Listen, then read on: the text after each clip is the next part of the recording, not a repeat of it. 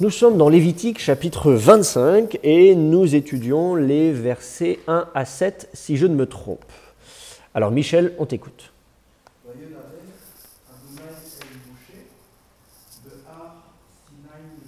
Parfait. Vayedaber Adonai El Moshe, Behar Sinai, les morts. On traduit ça? Le Seigneur parle à Moïse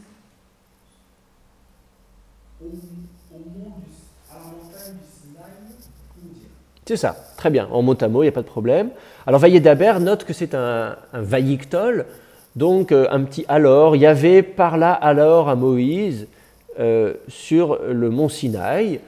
Les morts, c'est littéralement à dire, donc c'est-à-dire. Et vous savez que c'est la formule standard pour introduire le discours direct. Ok? Pas de questions sur ce verset? Il n'y a vraiment rien à dire, je crois. Hein. C'est vraiment formule standard. Maintenant, vous êtes rompu à ce genre d'exercice. On passe tout de suite au verset 2, que je vais copier à l'écran. Le voici. Alors là, il est un petit peu plus étoffé, ce verset. Alors, qui nous lit ce verset? Quelqu'un a préparé et veut lire le verset? Alors, on t'écoute, Pierre.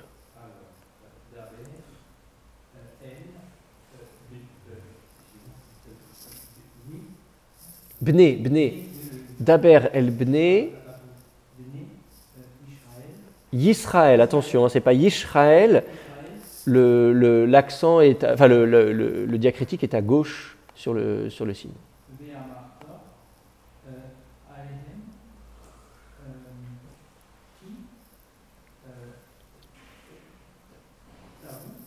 Tavoou, qui Tavoou?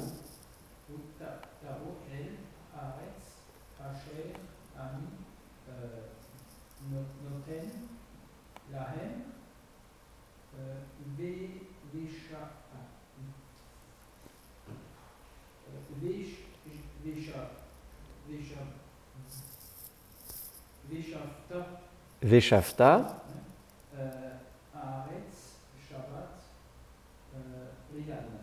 L'Adonai.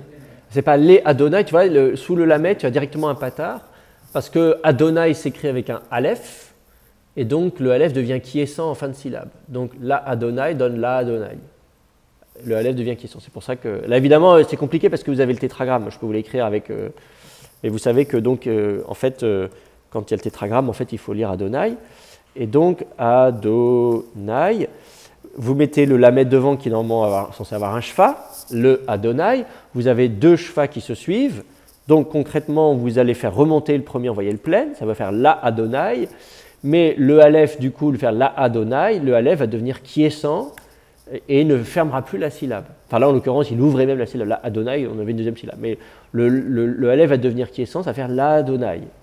Avec voilà, une voyelle ouverte et un A un peu plus long. La Adonai. C'est comme ça qu'il faut le lire.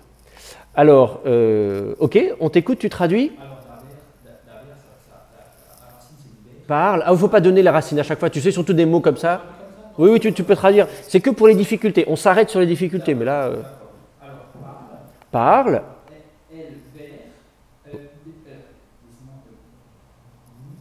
Bné Yisraël.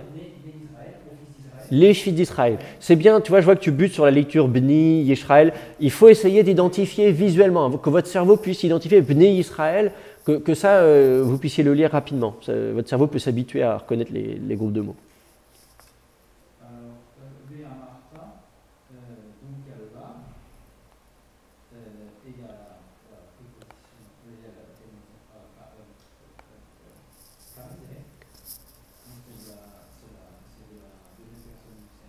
Oui, tu peux traduire directement. Hein.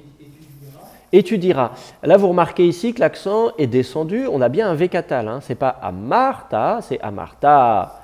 Donc, c'est alors tu diras. Tu diras alors. Parle aux fils d'Israël, tu diras alors. Alors, le alors ici, ce n'est pas tu leur parles et ensuite tu leur diras, évidemment. On n'est pas dans la consécution chronologique. Parce que sinon, il faudrait d'abord qu'ils parlent aux fils d'Israël et qu'ensuite, après leur avoir parlé, ils disent. Non, c'est le côté logique. Parle aux fils d'Israël. Et c'est plutôt que, alors c'est ainsi, tu diras ainsi aléhem, à eux.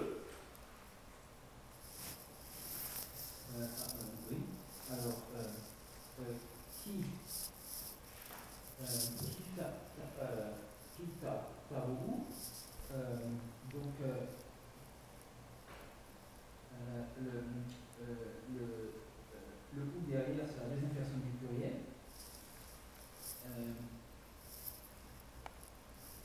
Il y a le tab devant, donc le tab c'est du verbe beau venir. Oui, oui. Quand vous viendrez. Quand vous viendrez. Elle, au pays, vers le pays. Ouais.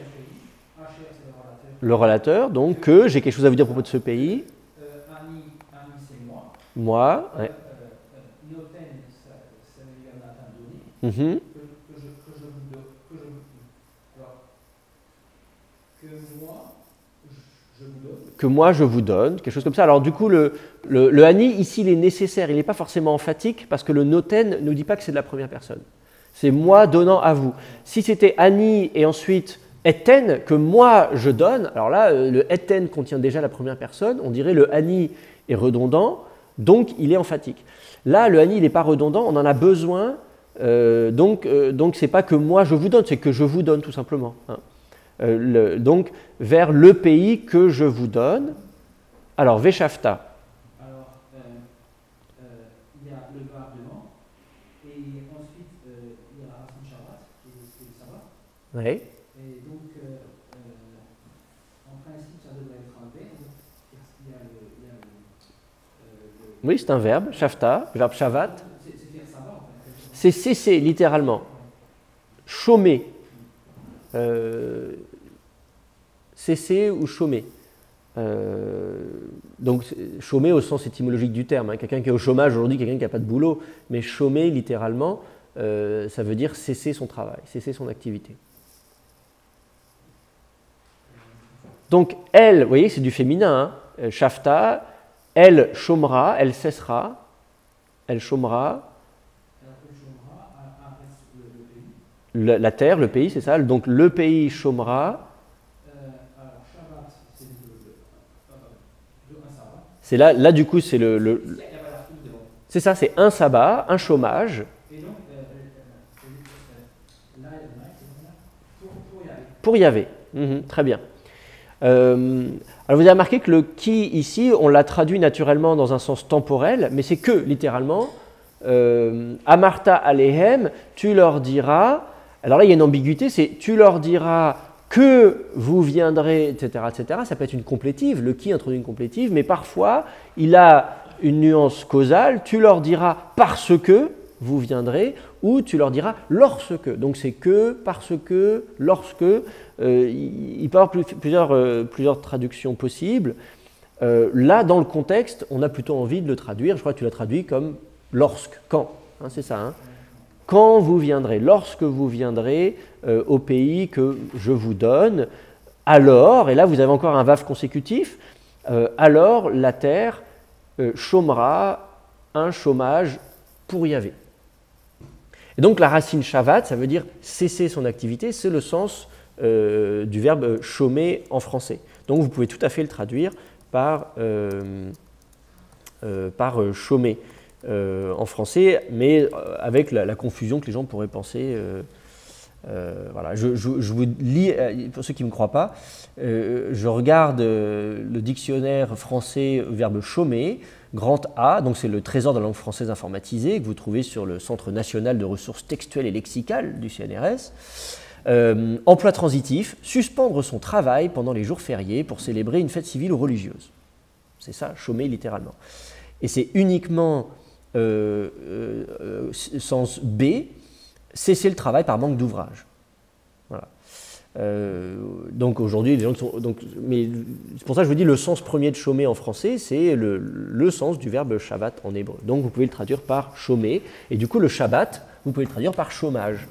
Pas au sens moderne du terme, où j'ai perdu mon emploi, mais au sens où je cesse effectivement mon activité, en l'occurrence pour fêter une sorte de fête religieuse. Alors on peut le traduire soit par chômage, soit par sabbat, si vous faites une transcription française, en passant par le grec, ou bien par Shabbat, comme vous voulez. cnrtl.fr. Ah oui, si vous ne connaissez pas, vous pouvez l'utiliser à bon escient, cnrtl.fr. Le Centre national de ressources textuelles et lexicales qui vous propose des dictionnaires, les dictionnaires de l'Académie, y compris la version 9, le dictionnaire, la 9e édition du dictionnaire de l'Académie, qui est en cours, l'Académie française, dont c'est la mission de faire un dictionnaire, enfin de statuer, de préserver, de faire évoluer la langue française. Donc vous avez le dictionnaire Académie et vous avez également le Trésor de la langue française informatisée, qui était un projet énorme de dictionnaire absolument fabuleux qui couvre. Enfin voilà, c'est un trait. Et donc qui, je ne sais pas, compter 16 ou 20 volumes papier et qui a été informatisé et qui est disponible gratuitement. Donc n'hésitez pas, vous avez des synonymes, enfin voilà, il y a un dictionnaire des synonymes, vous avez plein de choses. Donc c'est souvent la source de référence pour la langue française. Des questions sur le verset premier? Non? Alors, on continue. Je presse un peu le pas parce que j'aimerais qu'on finisse le passage aujourd'hui, puisque c'est notre dernière séance ensemble. Donc, on passe au verset 3, que je vais copier à l'écran. Le voici, le voilà. Alors, qui nous lit le verset 3? Très bien.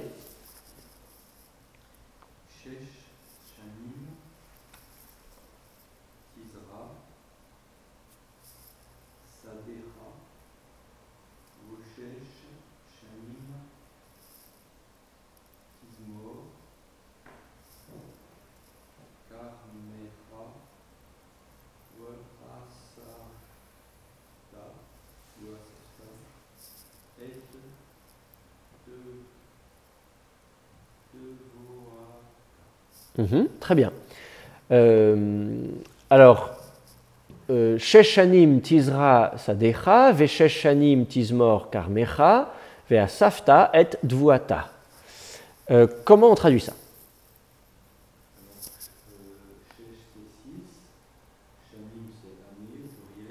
6 ans, 6 années.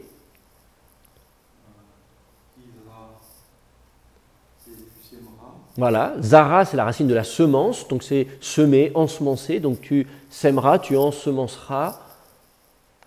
Sadecha.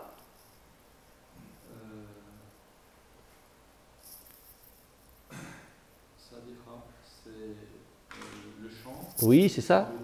Sadé, c'est la zone rurale, la campagne, le champ. Donc ta campagne, ton champ, ou tes champs de manière générale. C'est un collectif à ce moment-là.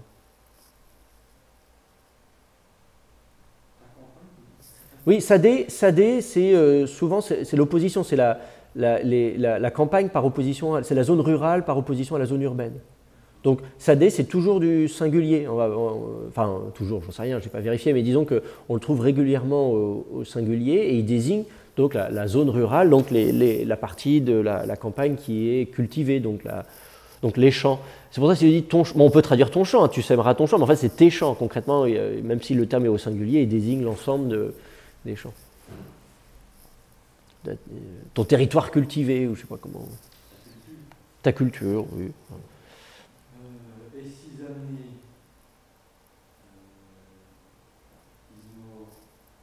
tu tailleras. Très bien, Tismor, tu tailleras.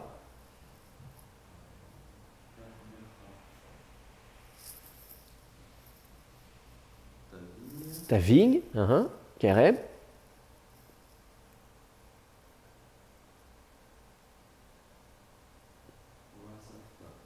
Ve'asafta, très bien. Alors là, on a encore un Vekatal, vous voyez l'accent ici qui descend.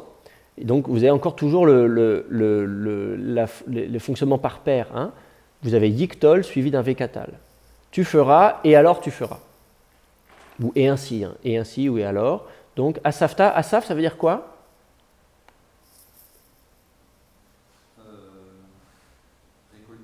Oui, c'est rassembler, hein, regrouper. Hein. Asaf, c'est il y a des choses qui sont dispersées, je les regroupe, je les rassemble, je viens ramasser, récolter, etc. Donc tu ramasseras, tu récolteras. Asaf, oui, absolument. Dans la Bible, il y a un prénom, Asaf. Ah oui, peut-être. Ah oui, c'est possible. Oui, oui, en tout cas, dans la Bible, c'est un prénom, donc j'imagine qu'il y a des Israéliens qui portent ce prénom aujourd'hui.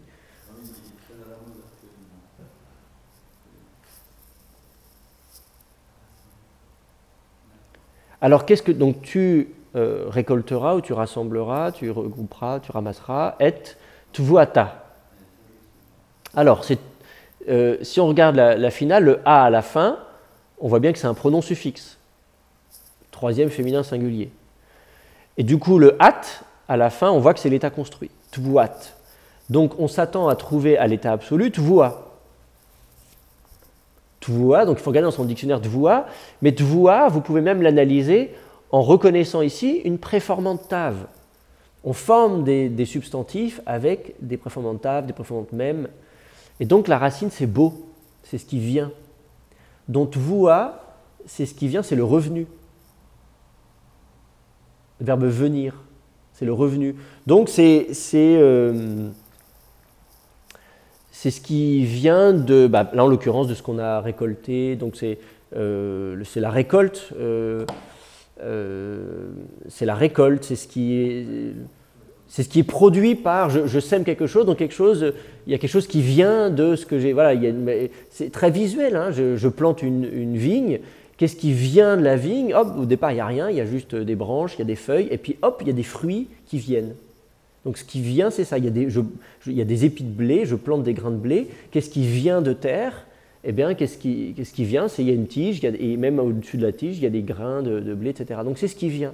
Alors donc c'est des revenus financiers. Bon, à l'époque, évidemment, il n'y a pas d'argent en tant que tel, mais aujourd'hui, ça correspondrait aux intérêts. J'aurais un placement à la banque. Le fruit de ce placement, ce serait l'argent qui en découle, qui en vient. Donc, vous pouvez traduire par les revenus ou par la récolte, en l'occurrence ici, dans le cas présent. Il s'agit de récolte. J'ai pas bien compris j'ai bien compris le début, mais j'ai pas compris la fin par laquelle vous avez commencé. Parce qu'il y a beau, mais le ta. On fait des substantifs. Hein. Tchua, c'est le salut, du verbe yasha, tvua. Celui de la fin. Ah, c'est l'état construit? Pardon, le ta. C'est tvuat. Tvua, un mot féminin, malka, la reine, malkat, la reine de, état construit. Et le a. Malkati, ma reine. Si j'ai malka, la reine, malkati, ma reine. Malkata, sa reine. Ah oui, c'est la reine de elle. C'est ça. D'accord. Donc le tav après, c'est simplement l'état construit. Okay. Quand vous avez un nom féminin, la Torah, l'instruction, Torati, mon instruction. Je ne dis pas Torahi, je dis Torati. Quand on met les pronoms suffixes derrière des noms féminins, qui se terminent en A, on retrouve le tav, un peu comme le tamarbuta pour ceux qui font de l'arabe. Non, je ne sais pas s'il y a un qui font de l'arabe, bon, c'est pas grave. Voilà.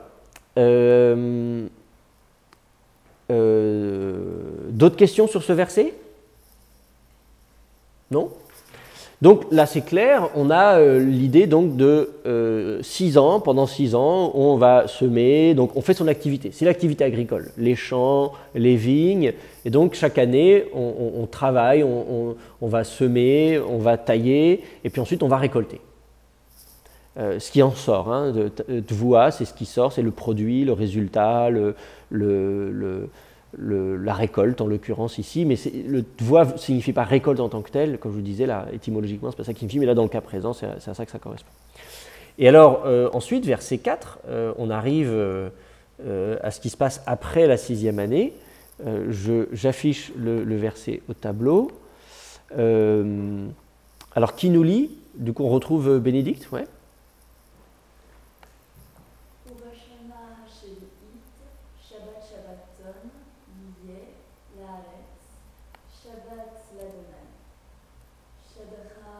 Alors, c'est pas Shadecha, c'est Sadecha. Attention, ici, ouais, à gauche. Ouais.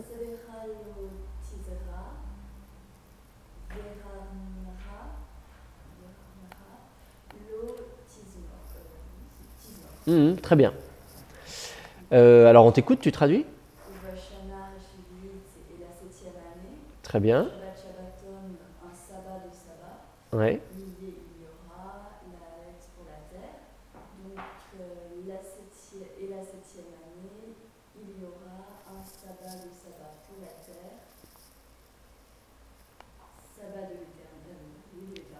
Un sabbat à Yahvé. Un sabbat à Yahvé. Shadera, au Sadera, on le retrouve, c'est ton chant. Lo Tizera, tu mentionnes Mhm. Et Alors, Kérem, c'est quoi? C'est la vigne. Mhm. et ta vigne, tu tailleras. Très bien. Donc, vous voyez ici, on reprend dans la deuxième partie les actions qui avaient été évoquées précédemment. Donc, le champ, il ne faut pas ensemencer, la vigne, il ne faut pas tailler. Donc, là, on le faisait pendant 6 ans, mais la 7e année, on ne le fait pas. Bashana Hashvit. Donc, on parle de. C'est un chômage. Alors, Shabbat, Shabbaton. Et là, vous avez ce terme Shabbaton, qui est Shabbat avec une postformante on. Alors, cette postformante, on la trouve en hébreu. On peut construire des mots avec une postformante on. On a un Elion, par exemple, voilà. Elion, c'est un très bon exemple. La racine Allah est au-dessus. Mais on a aussi des termes, Shimshon, le prénom, Samson. Shimshon, c'est Shemesh, avec un on à la fin. Enfin, il y a tout un tas de termes en hébreu qui ont des postformantes on, alors qui peuvent être soit des diminutifs, soit des formes d'adjectifs, etc., etc. Mais là, ici, donc, alors comment il faut le traduire en français? Un chômageon. Je ne sais pas, en français aussi, hein, on fait des finales en on. Donc c'est un chômage de chômageon, littéralement, quelque chose comme ça. Alors qu'est-ce que c'est qu'un chômageon? Manifestement, c'est une façon de... Un chômageon, c'est un grand chômage, quelque chose comme ça. Voilà, c'est une forme probablement emphatique, alors qui est rare, hein, le Shabbaton en hébreu, le terme apparaît peu. Je peux regarder les occurrences si vous voulez, mais à ma connaissance, ce n'est pas très fréquent, Shabbaton en hébreu. Voilà, il apparaît 10 fois, il apparaît 11 fois dans la Bible, Exode 16, 23, Exode 31, 15, Exode 35, 2, et puis ensuite Lévitique 16, 31, 23, 3, là on y est, hein, 23, 24, 23, 32, 23, 39, etc. etc. Et puis 25, 4, 25, 5. Ouais. Quelle est la différence de sens par rapport à un superlatif genre le roi des rois, les cantiques? Ah bah justement, on aurait Shabbat, Shabbatim. Ce serait différent. On aurait ou Shabbatot d'ailleurs, parce que je ne sais pas si Shabbat c'est c'est du singulier, c'est du masculin, je veux dire Shabbat. Ce serait un sabbat de sabbat. Oui, alors quelle serait la différence? Ce serait d'abord l'expression avec le superlatif, c'est souvent avec l'article défini. Hein, Meler Hamlachim, Shir Hashirim. Donc on aurait Shabbat Hashabbatim, ce serait le sabbat des sabbats, ce serait le plus grand sabbat. Or là, ce n'est pas le sabbat des sabbats, c'est un sabbat de sabbaton. Si je traduis sabbaton en français, c'est. Mais alors, quitte à créer des mots, désolé, hein, on fait un néologisme sabbat. Si je fais un néologisme sabbat, j'ai bien le droit de faire un néologisme sabbaton. C'est plutôt un Shabbat de type Shabbaton. Hein, par rapport au superlatif, Shir Hashirim, c'est un chant, parmi tous les chants, c'est vraiment le chant le meilleur. Meler Hamlachim, il y a tous les rois, et bien parmi ces rois-là, il y en a un qui est le roi, et c'est lui. Là, ce n'est pas de dire parmi les sabbats, il y en a un qui est plus sabbat que les autres. Non, ils sont tous tout aussi sabbats, mais là, c'est un type différent. Un Shabbat de type Shabbaton, quelque chose comme ça. Je pense, hein, maintenant je peux me tromper, mais je le comprends plutôt comme ça. Un Shabbat de type Shabbaton et un Shabbat de type Grand Shabbat. Maintenant, à supposer qu'on puisse traduire Shabbaton par Grand Shabbat. Ce qui est sûr, c'est que c'est manifestement un type de Shabbat particulier. Voilà. Mais que moi je traduis donc, alors soit que je traduis pas, c'est-à-dire que je translittère. Hein, si vous translittérez Shabbat en parlant de sabbat en français, vous pouvez faire sabbaton aussi. Voilà. Mais donc c'est un type particulier de sabbat. Voilà. Mais alors, qu'est-ce qu'il a de particulier? C'est là qu'il faut regarder les occurrences, concrètement. Il faut prendre les différentes occurrences. Dans certaines occurrences, dans Exode, on parle de Kodesh. Kodesh, sabbat, une sorte de sainteté. Donc, il serait affecté à un type de sainteté particulier, quelque chose comme ça. Voilà. Donc, c'est un sabbat de sabbaton. Et donc, dans ces cas-là, alors là, on voit bien le côté particulier, puisque c'est un sabbat d'année. Hein. Vous voyez le cas particulier ici. En quoi est-ce qu'il est spécifique ce sabbat? C'est que c'est un sabbat annuel. Ce n'est pas un jour tous les 7 jours, hein, ou une fois de temps en temps dans l'année. C'est une année entière. C'est un sabbat qui va durer une année entière. Alors ça ne veut pas dire que c'est ça la définition du Shabbaton, que c'est forcément un sabbat annuel. Il faut regarder les autres occurrences, et il me semble que justement dans les autres occurrences, ce n'est pas toujours le sabbat d'année, c'est un sabbat particulier en tout cas. D'autres questions sur ce verset? Non? Ben, c'est parfait. Alors, du coup, on va regarder le verset 5.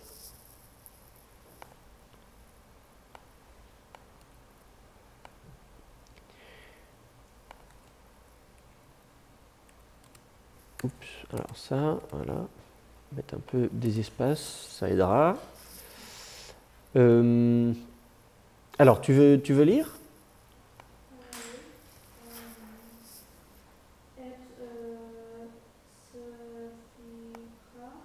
C'est sfiar, en fait. Tu vois, le patar, il est légèrement décalé. C'est un patar furtif. Sfiar. Il se lit avant.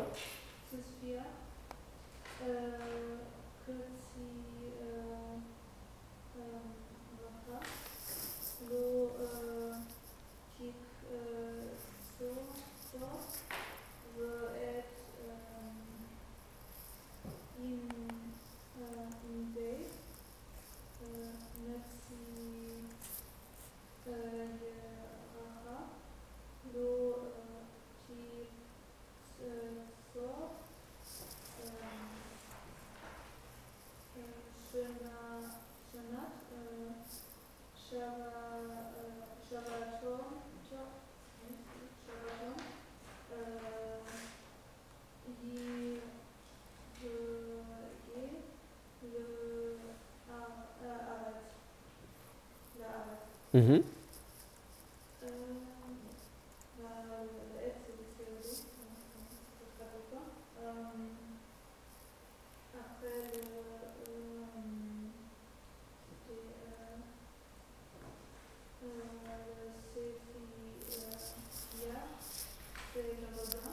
Ouais, le regain, on traduit traditionnellement par regain, même si en fait on ne sait pas trop ce que ça veut dire. Disons, dans le contexte, on se dit que ça veut dire le regain, mais c'est un terme rare et dont le sens n'est finalement pas très connu. Oui.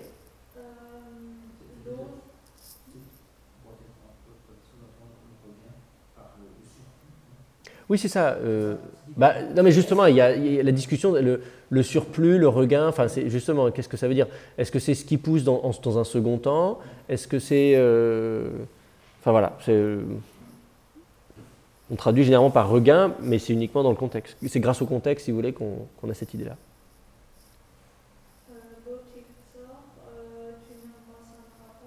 Mm-hmm.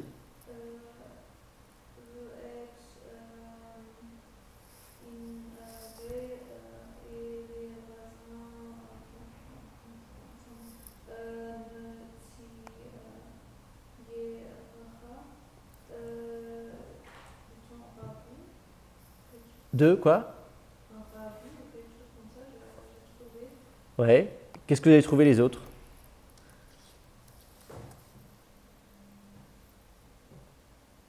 C'est Nazir, hein, ici. Donc, alors du coup, non? Ouais. Oui, alors justement, c'est encore une difficulté de la racine nazar. On connaît le nazir, il ne se coupe pas les cheveux, etc. Donc, alors, du coup, c'est ça. Mais alors, toujours pareil, dans le contexte, les raisins alors, soit c'est de ce qui pousse tout seul, quelque chose comme ça, ou bien au contraire, il y a l'idée de consécration. Donc les raisins de ta consécration, mais voilà, c'est encore une inconnue, disons, le sens n'est pas clair.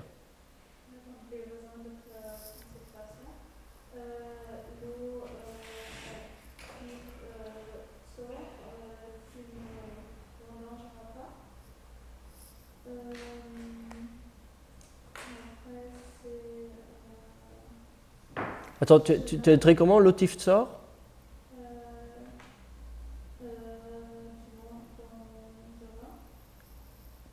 Ah, d'accord, vendanger. Oui, oui. Alors bon, oui, effectivement, c'est pas forcément vendanger. Oui, si, mais vendanger, ça va très bien ici. Oui, oui, très bien. Pour Shanat, j'ai jamais trouvé en fait. Ah, Shnat, c'est l'état construit de Shana. Dans l'année. C'est l'année de, tu vois, l'année de Shabbaton. Shna Shabbaton, c'est l'année de une année de Sabbaton.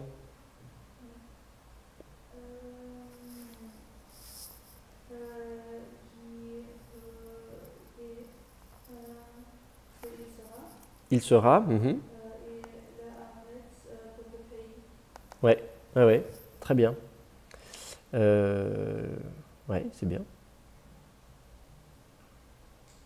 Pour le Nazar, tout à l'heure, je dis que du rabbinat a la vie intacte. Oui, c'est ça. Bah, enfin, oui, oui, en fait, concrètement, on ne sait pas trop. On sait pas trop ce que ça veut dire, si vous voulez. Là, de ce point de vue-là, il y a plusieurs hypothèses sur le sens de ce terme. Alors, bon, je peux vous lire les notes que j'avais prises. Qu'est-ce que j'avais dit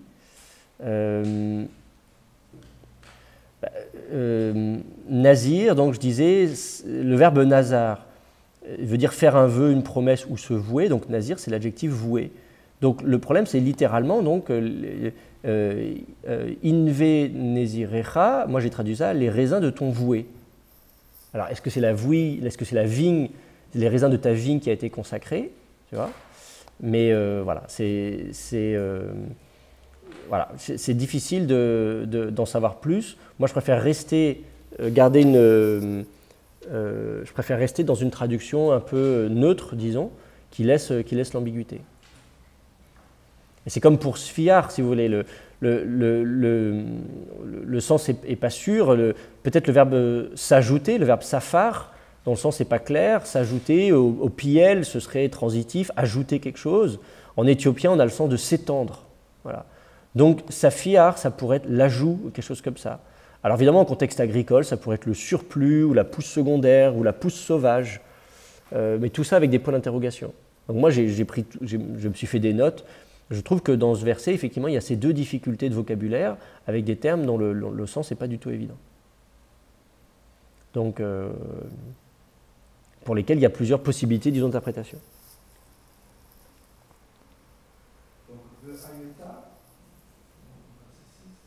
Alors oui, on se dépêche. Je copie le verset 6 hop, à l'écran.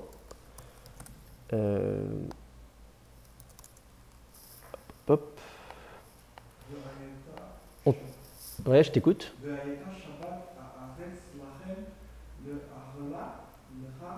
Alors c'est les orla en fait. En fait, c'est un kametz ratouf. Ouais. Ouais.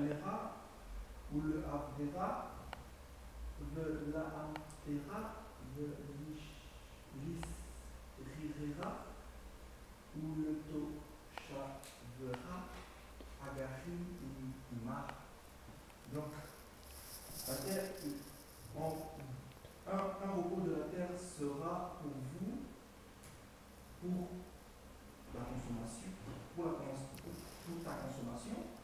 Ouais, pour le fait de manger, c'est ça, ouais. Ta nourriture, et pour ton serviteur, et pour ton bétail, et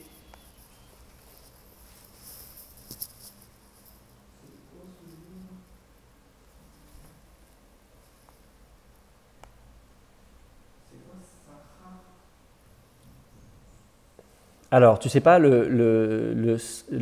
le sahir là, c'est le salarié. Et pour ton salarié, et pour ton résident, Agarim, Imar, l'étranger du peuple. Mm-hmm. L'étranger du peuple. L'étranger de ton peuple. Alors, c'est. Là, c'est du pluriel, hein, Hagarim. Ouais, mais alors tu peux dire qui séjourne du coup, hein, les séjournants avec toi. Hein, Hagarim, Donc, tu peux dire pour ton serviteur et pour ta servante, et pour ton salarié, et pour ton résident qui séjourne avec toi. Hagarim, imar. Les séjournant avec toi. Le verbe gour, hein, qui veut dire séjourner. Ah, c'est la servante. Oui, c'est la servante. Donc, c'est serviteur et servante. Donc, pour nourriture, orla. Hein. Orla, c'est un shem koutl, donc ça se traduit nourriture. Il y aura un chômage de l'année pour vous, pour nourriture, littéralement. Hein. Donc, le chômage de la terre sera pour vous une nourriture. Pour toi, pour ton serviteur, ta servante, ton salarié, ton résident qui séjourne avec toi.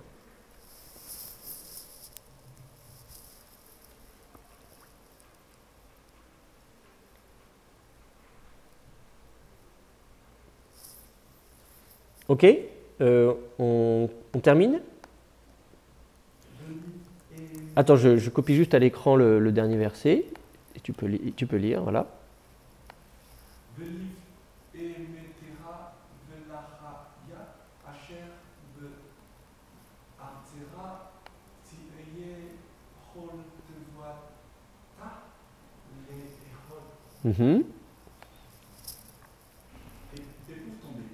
Et pour ton bétail, très bien, Behema.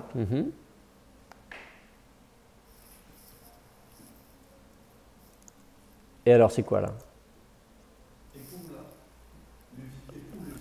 Chaya. Alors oui, Chaya, c'est l'adjectif Chay, vivant, c'est du féminin singulier, c'est la vivante, littéralement. Sauf qu'en hébreu, la vivante, c'est un collectif pour la vie animale, sauvage. Donc, c'est les animaux sauvages. Il faut dire, c'est les bêtes. Hein. Donc, le Behema, c'est le bétail, et Chaya, c'est les bêtes. Et tous les bêtes que dans ta terre. Alors, lesquels, donc c'est ça, Asher, j'ai quelque chose à vous dire à propos de ce qui précède, et c'est Be'artsera. Donc, il faut suppléer un verbe, qui sont dans ta terre, ou qui viennent, ou qui vivent sur ta terre, quelque chose comme ça.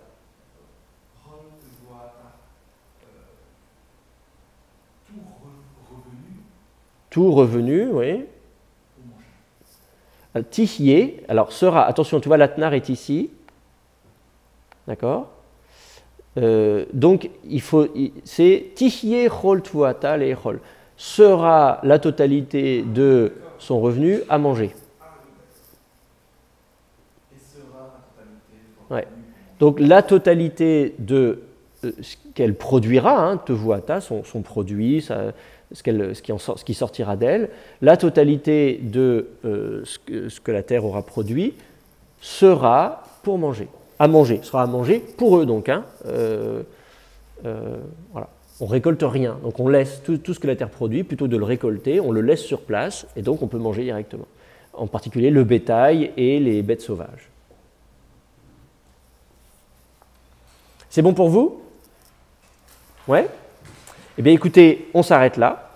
Nous disons au revoir à tous nos internautes.